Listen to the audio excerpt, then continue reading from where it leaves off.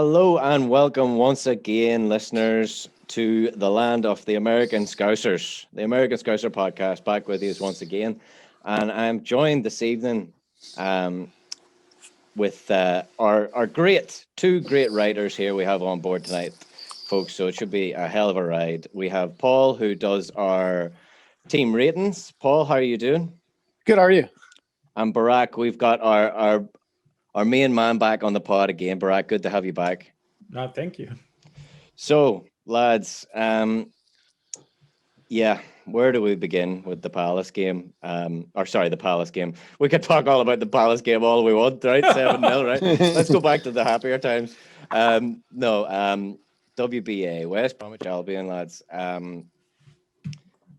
We may as well just jump straight into it. 1-1, lads. The game, much can be talked about, and I'm sure we'll touch on as many subjects as we can here in the next while. But the real takeaway there is the last gasp save and the last minute from Bobby Firmino's header. Like it, just talk us through the heartbreak, the levels of heartbreak you were dealing with when you seen the replay, and in fact Bobby put it right where he's supposed to, and the keeper just claws it away. Barak, how heartbroken were you? And can you put it into words? I can put it into screams. I already jumped out of my chair and cheered, right? Then when that, I was certain this was going in. This was an incredible. I mean, we talk about Big Sam, right? I mean, that was another Sam that made that save. So there's something, I guess, about that. But Bobby did put it in right in front of the cop too, right? Right in front of the cop. He right in front of the cop. Nice downward header, makes it difficult for the goalkeeper. I mean, you couldn't ask for much more, could you? No, really. I mean, it tells you the game. It's a game of inches, right? Inches, absolutely. And what happened? The cop is supposed to suck the ball in anyway. Where was the cop sucking the ball in? Those 2,000 fans were doing all they could, weren't they? But yeah, Paul, I mean, talk us through the full-time whistle there. What was going on in your mind? I don't know, man. I mean, I was kind of the opposite. I had to suffer in silence because I was in the middle. I was opening the bar at the brewery and I had like customers, and like one of the regulars was like trying to talk to me, and I was like doing that thing where I was like nodding but looking over his shoulder. You know what I mean? when Bobby hit that. But I think I was so emotionally resigned at that point anyway. I'd like already died 1,000 deaths. You know what I mean? Like I'd like watched us dominate this thing and then just sort of slowly deteriorate. I think I felt my heart like sort of in my throat when that happened. And then you just have that pit of your stomach, like shit feeling like, so I wasn't completely shocked that it didn't go in because it just seemed kind of like one of those days. You know what I mean? It felt as dominant as the first half felt. Like it almost felt like the pitch tilted, right? And it was like uphill. So I wasn't entirely shocked, although obviously I wanted it. I wanted it for us. I wanted it for Bobby too. So yeah. Yeah, and I mean, look, it's hard to take that kind of draw feels like a loss, and it in many ways it feels like a win for West Brom. The game itself, like you were saying, Paul, seemed a bit against us. We were trying, getting balls in, and Klopp even pointed it out in his pressers after the match. And we were putting balls in. We were just kind of standing there, and those crosses weren't working. There were some great crosses that just seemed to be nobody in there at the right time. So it was kind of disappointing. But Klopp, you go ahead, Bragg. Yeah, I just this is not like I'm not Jurgen Klopp or anything like Jurgen Klopp. But come on, give me a break. You see them playing what? Were they playing what 5-5-0 against us in the first half? It was ridiculous. Don't you want to put in a long range shooter on the pitch a little earlier than the 80th minute? I mean, where was Ox? Why was he not brought in for this kind of game? somebody who can kind of unlock that insane defense. You gotta do that. I don't know. I mean, it's not trying to criticize Klopp. It's more like at the halftime I was sure Ox was coming in precisely for that reason. Yeah, and once he did come on, you could see he had some drive. He wanted to affect the game. He had a couple of shots. It just didn't really come off for him. And perhaps you're right, Barak. Maybe had he have been on the pitch a wee bit earlier. And obviously he's just coming back from God knows how many injuries, and so he's not fully back. But it was good to see him nonetheless. Good to see him get on the pitch and that famous Ox drive. That head down, that knack for goal. It was good to see. But yeah, could have probably done with some more time. Yeah, just to get the long shot threat, and then you have. I mean, that's we talk all the time about how amazing Fabinho is in central defense, but he also has a terrific sniper rifle in his right foot, right? I mean, he can strike him from 25, 30 yards out, like it's nobody's business. And again, we miss that when he's playing in the back. So a lot of our long range threat goes away when with him being in the back. And in a game like this, you gotta restore it. But what do you say to Salah's miss? I mean, forget Firmino. He put it in right. Yeah, Salah had a sitter of a header there. Yeah. What, 15 minutes before then? Yeah, I mean, Paul, what do you think? Salah's miss. I mean, Yeah, I mean, that was kind of the story of the game. It's just we had chances. They just we were either wasteful or couldn't get it, put things together at the right time. And that happens. But I keep going back to in my mind, we're up 1-0 versus a low block defense that's zero threat as long as we're in their half. correct. The only way that they're a danger, the only way that they're a threat at all at any point in this game is on the break, or if we start turning the ball over. And so we can talk about missing our chances for sure, but I thought where we lost that game was when we started getting desperate for a second that we didn't need. Yeah. For me, what we did in the first half where we dominated possession and we're happy to just shift it from the side to side until we found an avenue, until we found an alley, until we found the space between the gaps, between where we started to play the half spaces. There's really two ways that you can look at a low block system. You could beat it from the wings, or you can try to play the channels in the half spaces. And to me, the only way that, I was disappointed in Trent because I felt like he got really one-dimensional and just started pumping balls into a box that had 9 guys in there. And for me, beating a low block system from the flank or from the wing only works in transition. If you're parked already, you have to play the half spaces. And that's where we were dangerous first half. When we started really forcing the issue and trying to play these magic balls, across multiple spaces in pump balls in from the flanks, that's when we started creating opportunities by having them just knock balls out into space that they could run into. And I think that they did exactly what they wanted to do. They kept it close and they frustrated us. And they thought if they held on close long enough, we would lose patience. And we did. We got impatient. And to me, that's when we lost it. And we talk about Klopp's charisma and how contagious that is for our team. There's been this recent trend, and obviously I love your game, but to me, it seems like there's this trend where his frustration and his anger at certain situations and games, when the game starts to come into the balance, is bled into the team in a really negative way. And for me, his anger at some of those calls is probably frustration with Matip coming off, all that sort of bled into the team. And we started pressing in a way and pushing for things I didn't think we needed to do. Yeah, I So feel you'd have been happy if we basically played it out, huh, Paul? Yes. I mean, I think when you have a lead on a low block team, to win dirty. There's nothing wrong with it. Decide whether there's an opportunity for to bleed it out. We're up 1-0. There's nothing wrong with a 1-0 draw. like, or a 1-0 victory. You know what I mean? Like, I didn't see why we needed that second goal so desperately. Like, if we would have just parked it in their half and passed it around and looked for the half spaces like we did first half, I'm fine with this 3 points. Yeah, I mean, and look, that's why when I seen in our little private chat we were scheduling this podcast, and I seen we had Barak joining us, and we've got Paul. This is the sort of the American Scouser analytics crew here, and that's the type of caliber you boys have. When you're talking about the game, me, I just waffle nonstop bullshit until I eventually say something right. Um, but no, It's entertaining Well, bullshit.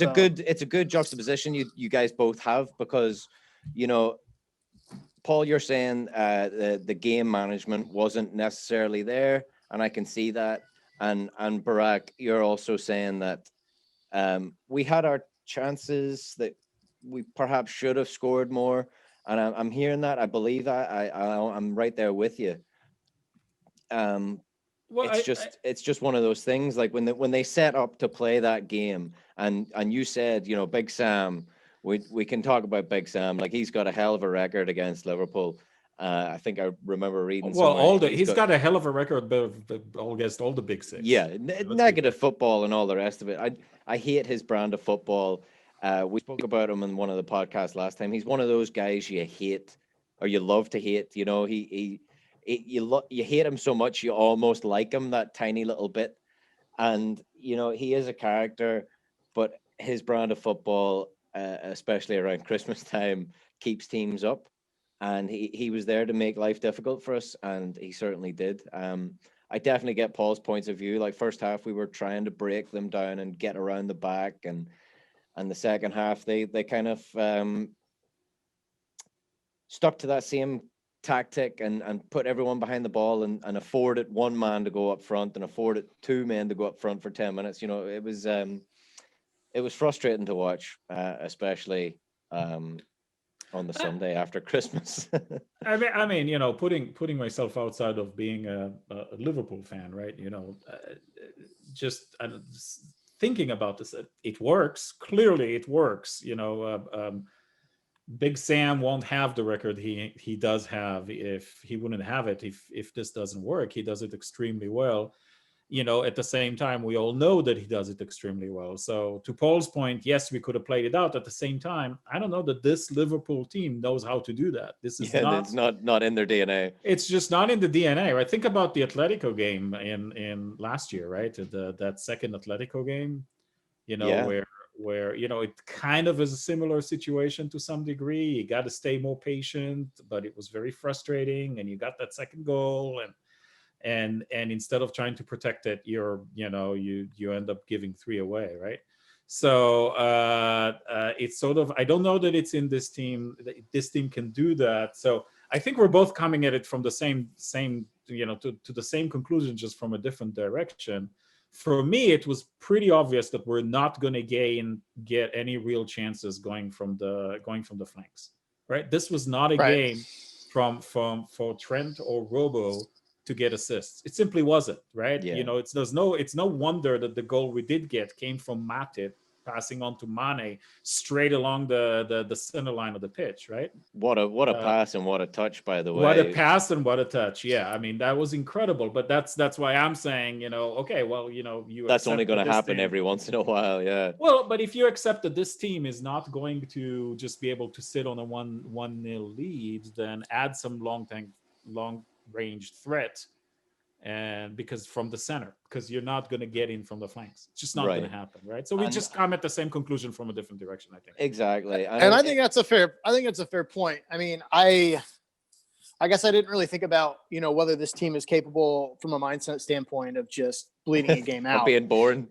James Milner. Yeah, I'd like that. For me, that, like, I guess for me, I think, why can't you do that? But then I think about when we're at our best and when most effective, and it's, you know, you're probably right. That's when you get 7-0 versus Crystal Palace, right? But I seem to remember Milner making that sort of statement last year, like, we need to know when to be boring, you know? So I can definitely see that point. But yeah, let's talk about the Mane goal for a minute, because it was something else. Like, we can't just glaze over that. Oh God. quite early on. I think it was the 12-minute mark, wasn't it? It was something around there.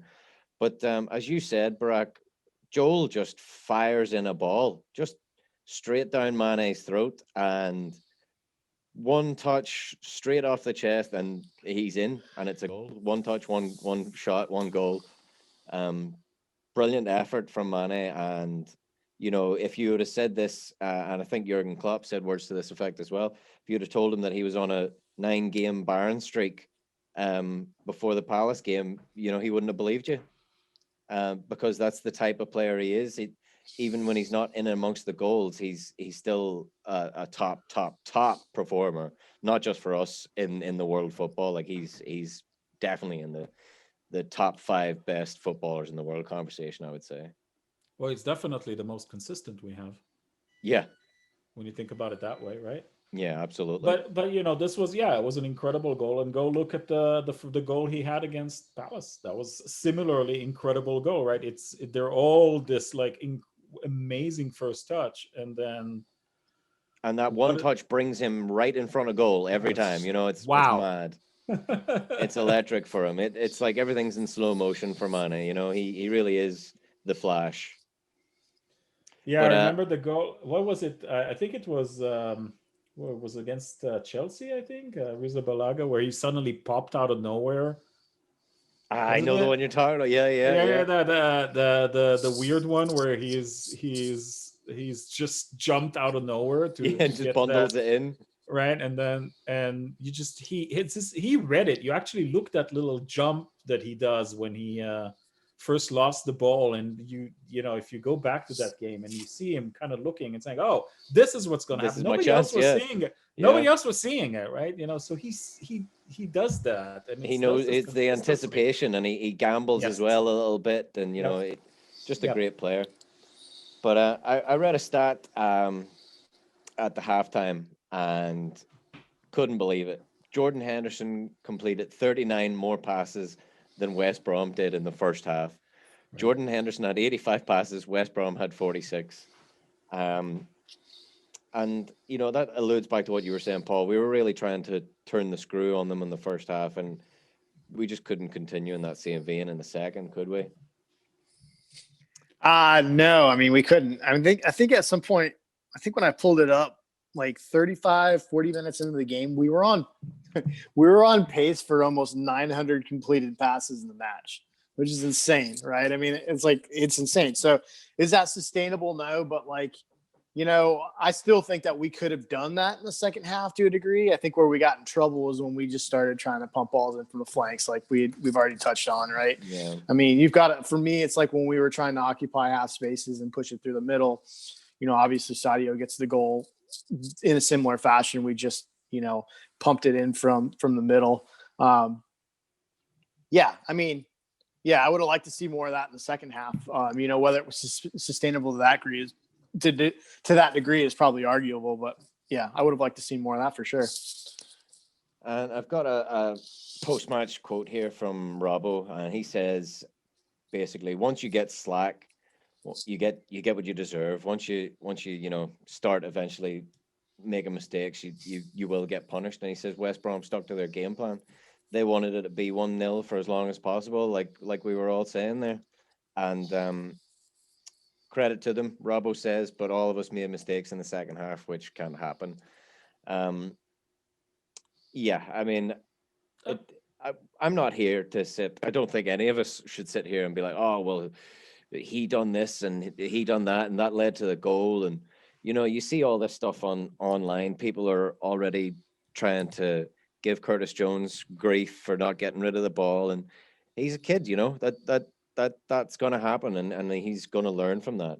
Like Robbo said, a lot of mistakes were made, but is there any point sitting here dwelling on them? I mean, we can talk about them, but I just, for the general public, for those toxic people online that probably don't listen to the podcast, just give it a rest, Well, I mean, the players are going to go play. They don't care, right? I mean, they care, but they're just going to make themselves better. That's the cool thing about this team. We get to sit here and kvetch about, whatever things may or may not have happened. They're Mhm. all humans. Look, I always go about the psychological aspect of the game, right? Yeah. This is how Big Sam does it, right? This is how he does it so well. The whole idea is that any team you play against, no matter how good, if you can disrupt them for long enough, at some point towards the end of the game, tiredness is going to set in. They're going to make a couple of mistakes. And if you have conserved your energy up to that point, and are fully aware that this is going to happen and are capable of taking advantage of that one or two mistakes, right? Then ever so often you're going to steal a result. That's what he does. This is the Sam Allardyce, game plan, and he Yeah, the plays Sam it Allardyce over, masterclass, if you right? will. And you play it over and over and over again. Doesn't always work, right? Sometimes you're going to get 5 in the net before you even have time to breathe. Yeah. Sometimes you're going to get a game like this where it's 1-0 and you have disrupted well and you have played 5-5-0 for an entire half. And the other team is getting a little frustrated and is pushing it, even though it shouldn't, like Paul pointed out. And then the mistake comes and bam, you stole a number, you stole yourself a point you didn't deserve. That's the whole thing. And we're all human. I don't think that Liverpool, even if somehow Liverpool had the mindset, which it doesn't, of being able to play defensively the second half, and I don't think that's in the DNA again. Even then, they're still going to get tired. They're still going to get frustrated. I mean, think about it. It's like a training grounds thing, right? Yeah. You're constantly being given the space. What are you going to do there? Are you really going to spend 45 minutes Passing it around the on the back. pitch, Yeah. passing around the back? I mean, you can't even, it's hard to do as a player, even if you know that that's the right thing you should do, in theory. Yeah, It's just hard to mentally. do. Yeah. Yeah, I mean, I guess what I'm trying to get at, Paul, is there were mistakes made, but a lot of the mainstream media will put that draw down to, as Barak saying, the Sam Allardyce masterclass, or is that, did we play into their hands? Did we make it easy for them? Were we not at our A game? All of those things could possibly be all true. Um, yeah, I just feel like slating Curtis Jones at this early stage in his career is just a bit much. I mean, I think that's human nature. Like, we always want to find something super easy to blame, right? So, like, the easiest thing to do is look to one person on the side of the team, one sort of incident in the game. You know what I mean? If it wasn't him, it was, Fabinho getting beat on the corner, or was it like VAR missed the foul on Fabinho on the corner, or it was, why didn't we have somebody big in the center so we could cross to him in the middle? It's always like Excellent. one thing. I think it's easiest for supporters to find one thing to grasp onto, to explain why what should have happened didn't happen, right? So, I mean, I think that's part of human nature, and I think part of it's a lack of education in tactics and game, but I think it's also human nature. I mean, like, in a broader spectrum, right? When things aren't going well for the team, it's always down to one player, whether it's Henderson should be the captain, or Dejan Lovren's too mistake prone, or it's been that way forever. Yeah. All the old adages coming out and play tonight, folks. But yeah, Well, let's talk. There's also an element of reversion to the mean. I mean, look at those two games back to back, right? The 7-0 Sellers Park, right? That was an incredible thing. The team, the first half against WBA, yes, and that game versus Palace, they were at the same level of intensity. The team was doing roughly the same things. In one of those games, it was, everything worked and it went really, really well. And in one of those games, everything didn't. Ultimately, the median is 4-0 in each one of them, right? Yep. And at the end of the day, you also wasn't that far even against the game this weekend, right? I mean, that Henderson shot, right? It could have gone in. It wasn't that far out. First half, the Mo got a ball and he kind of adjusted his body and he fired one right over the crossbar, but it was super close. Yeah. right? Any of those things goes in because of an inch on the placement of the laces on the ball, right? Suddenly it's 3-4, 3-0, 4-0, and Yeah. the big. We're talking Big about a Sam different looks, game completely. Yeah, exactly. right. Big Sam suddenly doesn't Yeah. look so big, right? Yeah. So sometimes it's also just a matter of these little things. Sometimes they work, sometimes they don't. Ultimately, they average out, but it just it gets this weird effect of a 7-0 and then a 1-1 and. Yeah, I mean, we got to have a little fun at Big Sam's expense, because I'm sure he's having a little fun at our expense Oh, yeah. after all that. But yeah, when you line up with a 6-4-0 formation or a 5-5-0 formation, you're gonna get some grief. And look, Big Sam deserves a bit of grief from us after that. Like, look, we didn't lose. We haven't lost our winning streak at our undefeated streak at Anfield. Yep. Which, if that had have happened, I feel like the gates of hell would have opened and closed behind us all. At What are we up to? 68 now? What is it?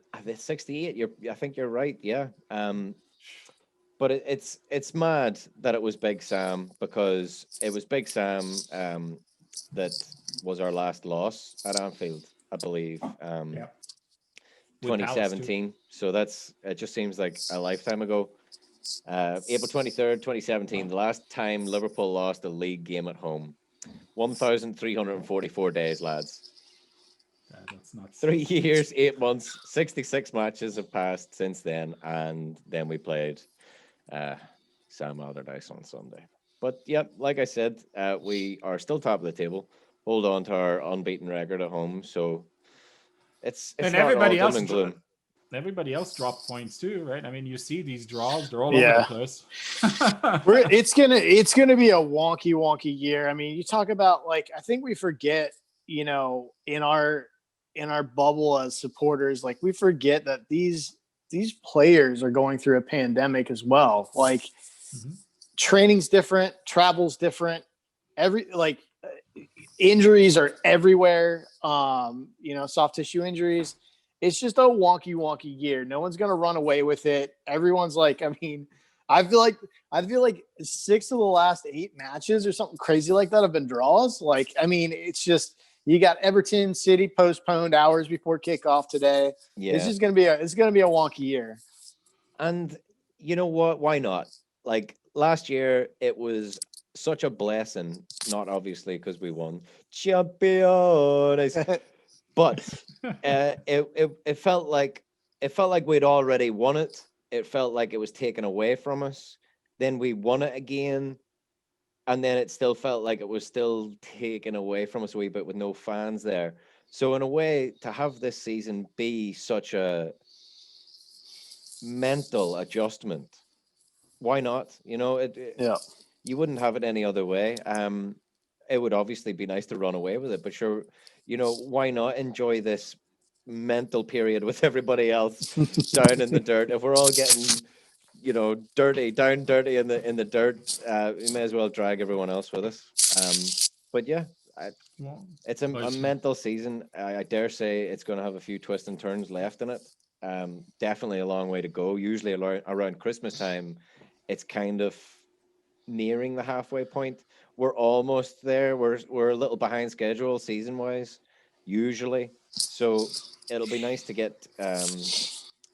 Well, now that I'm thinking that, it's January and transfer season's right around the corner, and we've certainly got a podcast's worth there to talk about if the centre back situation doesn't soon clear up. So we could talk a wee bit about that, lads. Obviously, with all the injuries at the centre back position, it seems to become a necessity now. Whether you're in the yes camp or in the no camp as a fan, it seems to be like we absolutely need some quality of centre back brought in January. I'm assuming you're both on board with that idea, right? For the most part. I am. Yeah, I am. I mean, here's the deal, right? So, unconfirmed sources leaking today, Matip's out 3 to 4 months. I mean, so I say unconfirmed, pretty shaky rumors. So my guess is it's probably half that. But either way, whether he's out for a week or 4 months, or the rest of the season, he's proven to be fairly unreliable from a health standpoint, which is honestly pretty shocking because when he came from Schalke, the two things that we expected were that he was going to be an aerial presence on set pieces and that he was healthy. Like he had barely any injury history coming in. So when you've got Gomez out for at least a year, Van Dijk out for at least a year, and then your third best option is unreliable, and then you've got kids. Nate Phillips was on his way out until this year. They were shopping him to leave. So he was hitting the transfer window. And then we got Reece Williams, who was like 11 divisions down last year, playing with a bunch of grocery baggers. So you've got to have, I think I would be shocked if we didn't go in with somebody as a pretty significant replacement in the window. Yeah, and that's it really. Like our third choice is made of glass, made of biscuits, as I've seen the lads back home talk about. I feel for him, I really do. Barak, I think he's a great player, but if he can't hold down a spot, we're gonna have to look elsewhere, really, aren't we? Oh, the question becomes: do you buy a really expensive player that's at their prime? Do you buy a young player, which is kind of going to disrupt the evolution of Reece Williams and Nate Phillips at this point, right? Well, both showing tremendous promise. Or do you buy a senior player that maybe has 1 or 2 more years in them and just give them a big contract? Might cost you a little bit less upfront, right? And next year you're gonna have Virgil come back and Gomez come back. It's hard, but definitely you gotta buy somebody. I am not inclined to say that we need to buy a player at their prime or near their prime for a lot of money. I think the last option is probably the best one, getting somebody who's very experienced. Still has a another Craven year. type, yeah. 1 or 2 years in them. So that was my line of thinking until yesterday. In fact, I was fine with not buying anyone until yesterday, until I saw Matip go down again. And the reason that I would rather see us go fairly big on this is because we don't know what Joe Gomez is going to look like coming back. Like, I feel more comfortable with Van Dijk, even though his injury was, a devastating one, just based on his makeup and in what we've seen so far. But Gomez he's had some pretty significant injuries to his Achilles now, to both knees. And I'm not as confident in what he looks like coming back as I am Virgil. And when you think about two very significant pieces of the defensive pie that are coming off fairly significant injuries without any guarantee on what that looks like coming back, I would rather us go get Konate, Upamecano, any of these young big guys. I know they're going to be expensive. I know they're going to come with a premium, and I know that we're not at our best bargaining position like we generally tend to be going into these. But for me, it's a calculated risk I'd like to see us take just based on little reassurance of what we're going into next year with these players coming back. Yeah. Well, I mean, look, both sides of that coin, I'd be fine with, as long as we get some sort of cover in there, because although I think the kids can do somewhat of a job, it was easily, and it has been easily visible when you have Matip and Fabinho together, and Fabinho, as we know, not a traditional centre back, but is plying his trade there quite well and learning from the people he's beside. The problem is when you take that professional centre back out from beside him, it's evident that he's not a one-man show. He's not Virgil van Dijk, and not to mention that it's detracting from his prowess in midfield as well. Yeah, it's just a mad state of affairs we're in with so many centre backs out. It's just crazy, unheard of, really. I hope to God it sorts itself out soon, because we can't keep losing centre backs, can we, lads? So we may as well, whilst we're on centre backs, Barak, I'm going to have to bring up the elephant in the room. Uh-huh. So Barak does a great column post match, guys. For those who don't know, go on to americanscouser.com and read them. Really great articles. But this one entitled Sam's Club, which, lovely title. But you're not gonna be endearing yourselves to many hardcore Liverpool fans this week, are you, Barak? No, I'm not. I'm not. The You're reason referring to being, me. You're referring to me picking man of the match, giving it to Furlong, who not only Damn it, Barak.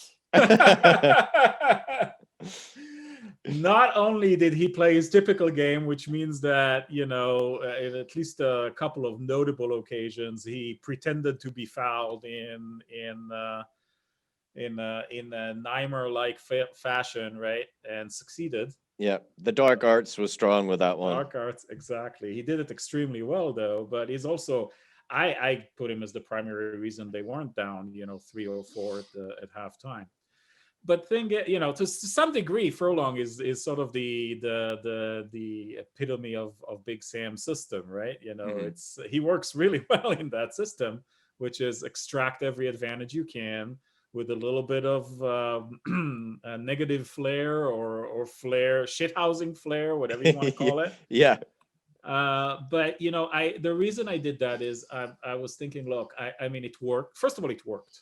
And for it to have worked as well as it did against players like Mane, like Robo, where he was mostly causing them. These were Liverpool's greatest threats, right? I mean, that left side, because Trent is not on it this season yet. He's just not. I mean, his passes are just not. They don't have the kind of accuracy that Trent had last season, and that's clearly evident. So, and in contrast, Robbo's on fire. Robo is on fire, and Mane is great pretty much every game. He's just so consistent. But he was there, and he was the main reason that they didn't, that Mane didn't get more than one or what have you. And he also joined in to frustrate Firmino plenty often. So I mean, it worked well. The theatrics worked well, and were he one of our players, and we somehow got a result because of something like that, we'd be putting him on a pedestal. So, I could have picked Robo, I could have picked Mane, I could have picked, one of our guys, but that was the kind of performance that you absolutely hate when you're on the opposition side, which happens to be us in this case. And if that's the case, then I wanted to be honest and say, you know what, I got to acknowledge this, just like I'm giving credit to Big Sam for something I absolutely hate. Yeah, that was executed well. Very magnanimous of you. Very magnanimous. It may not color yourself in glory with some of the old faithful, but you're absolutely right. Credit where credit's due. They done all right. But the reason why I bring it up is not just to throw salt in your wounds, but if you were forced, if you were the man in charge, if you were Michael Edwards and you were out there looking for a Premier League tried and tested centre back like a Connor Cody type or a Furlong type, if we're going to push the boat out that far, who would you steal from a Premier League club? Let's say not in the top 6, Oh well, so I can't still like Laporte or It'd be too easy, wouldn't it? That would be way too easy. Well, I mean, what's wrong with Connor Cody? I mean, he used to belong to us, right? Exactly, and come back home, and has matured a lot since then. Yeah. Paul, would you take Cody back, or well, we know you want to spend a bit of money, but would you take Cody back as well as Upamecano? Why not? I personally don't think Cody's good enough, to be quite honest. I mean, that's just my opinion of his game. Like, in a pinch, would you need? Could you see somebody like that coming in? I mean, yeah, because he's a local lad, and I think there's a large. I don't know how we as a club rate him. You know what I mean? That's the thing. Like, well, we let him go, right? So we know. Yeah, so that's that. Yeah. Yeah, I mean, right, but yes, that's true. But I mean, I think there comes a point in these kids' careers where we let certain people go because they haven't developed to the point where we want them yet, right? And I think Cody was sort of that type now. I don't see him at a level that's I don't think he's like his talent level and his production level isn't that much better, in my opinion, than some of our academy kids might be, as they continue to develop. And that's the thing. Like for me, if I'm looking at somebody outside the top 6, and this is going to seem like a total cop out, just based on our transfer history, Vestergaard looks pretty good, man, at Southampton. Yeah. I know that's a club that we've just pillaged over the years. We're probably banned. Yeah, and it seems like a cop out to pick anybody from that team, but man, he's big, he's quick, he's good in the air, he's good positionally. I mean, if I had to pick somebody, like not off like probability, but just off if you were to make me pick, that's probably who I would pick. Yeah. I would honestly like the Cody answer was more like, hey, you're mentioning him as a Scouser. Yeah, exactly. Right? Like it was just an example. If you were to ask me the maybe not a popular option as well, but I'd go for Willy Bolly from Wolves. Yeah. I think he would fit well in our system. He's plenty fast, and he seems to be the kind of player that would work. And he's developed. He's fully developed. We know what we get from him. He puts in hard work every single game. I think is one of the reasons that Wolves do punch above their weight fairly regularly.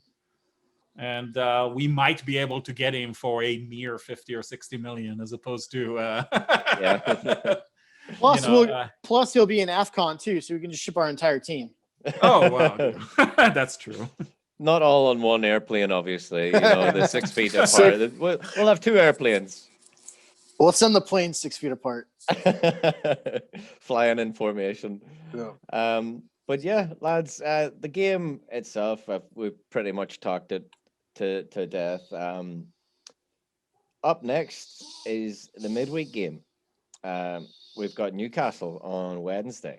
So we're traveling up to Geordieland, lads. Newcastle's always one of them games where it's like it's on paper, it looks like a good game. And in the back of my mind, I've always got those 4-3s from the 90s buried in there. And I'm always waiting for the next 4-3 or the next big Newcastle game, because I've got quite a lot of Geordie mates and quite a lot of mates in Ireland who like Newcastle as well. But especially I think I've got about 4 or 5 mates from Newcastle. A couple of them were season ticket holders. So there's always a lot on the line when it comes to me and the Newcastle games in terms of bragging rights. You got any Geordie mates of your own, lads? Any Newcastle fans? Because they're one of those popular-ish teams, that seem to make it across the water. There's always a couple of Newcastle fans lying around somewhere.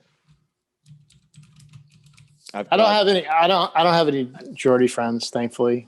I mean, that accent's incredible, though. Yeah. Well, I still remember the whole Alan Shearer days, right? I mean, oh yeah, that's the most boring goal celebration of all time. Yeah, pretty much. And he scored over 260. He's the league's most leading goal scorer. Couldn't think of a bloody celebration. Yeah, but this is the thing with Newcastle is this season, right? I mean, this season they seem to be in this. They either have some terrific games or they have some awful games. They don't seem to settle in the middle. Right? I mean, so it's this thing where if they come in, with one of those good games, then it might be another nail biter. If they come in as they've been playing when they lost 5-2 to Leeds, or the Brighton game, I think. Yeah. I mean, right? Then it becomes a whole different story, and we can get another blowout like we did against Palace. I don't think it's going to be anything in the middle. No, and it's it'll be good to get the cobwebs past us from the last game. So it's nice that the game is midweek, Paul, I think, because we can just kind of dive straight into a new challenge.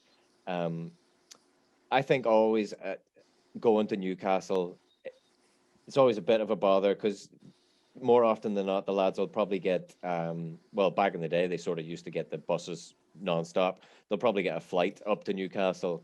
But it's always a bit of a weird one because it's like a 50-minute flight, you know. So Mhm. there's no probability of jet lag or anything like that. For anybody that doesn't know the geology of England, it's straight up the north, basically. But yeah, it seems to be traveling away can affect us, but I feel like we've kind of got to step our game up for this because of what Big Sam just done to us. Well, he's not there this time, so Yeah, and neither's Rafa. So you know, the Newcastle fans themselves are not having a great time right now either. Their games haven't been great, and they're not completely enamored with Steve Bruce. He's certainly not Rafa Benitez, lads, is he? Like, you know, there's a gulf of experience there. Even though Steve Bruce has lots of experience, he's certainly no tactical magician like Rafa is. But yeah, it should be a good matchup. but then, but then And again, didn't they draw Spurs and they beat Everton, and like they had some really good games this that's season. no, you're absolutely right. Yeah, I'd probably be They're- doing them a disjustice there. Yeah, Yeah, they're a strange team. I don't know that they really have an identity, and I think that's probably partly plays in their favor when teams are looking at them. I mean, you've got they spent big money on Joe Linton, who hasn't really done anything for them. Callum Wilson has been involved in like something like almost like 85% of their goals, like in terms of goal involvement. So it's really like you got to feel pretty confident of if we can snuff him out and keep him somewhat handcuffed, so to speak, we should be fine. But they are a bit of a wild card for sure. Yep. and I'm just actually looking. It says here, so Newcastle are unbeaten in their last 4 Premier League home matches against reigning champions. So they've won 2 and drawn 2. I wonder who would that be? Well, they beat. They was 2. Was it 2-1 up on Everton? Not champions. Sorry, Right. I'm sorry. I'm thinking about this season. But this season, you're not wrong. Like they got the result against Tottenham. They beat the Toffees. So But yeah, then they like were lost horribly, if I remember, to United, right? It was 4-0 or something like that. It was it was like, so they're just inconsistent, right? I think Paul's point is excellent. They just don't have an identity, so they can come inspired or they can come blah, and you don't know what's gonna happen. Well, do you just want to shall we stick our necks on the line here, lads, and say I'll go for a goal prediction of 3-1. Newcastle score first, and we come back and nail them 3-0. 3-1. I'm gonna put it as the lads are gonna come out of the gate a little upset about what happened yesterday, and it's gonna be 5-0. Lovely. I will go 3-1. Happy days. All right. Well, that's not too bad, lads. If we can stick to the guidelines there, Klopp, do us a favor. A nice comfortable win should be lovely.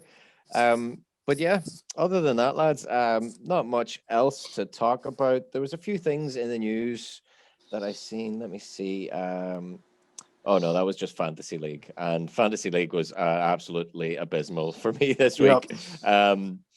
But yeah, like I always say and remind you listeners, if you're in need of more content, we've got the 2 lads here, Barak and Paul.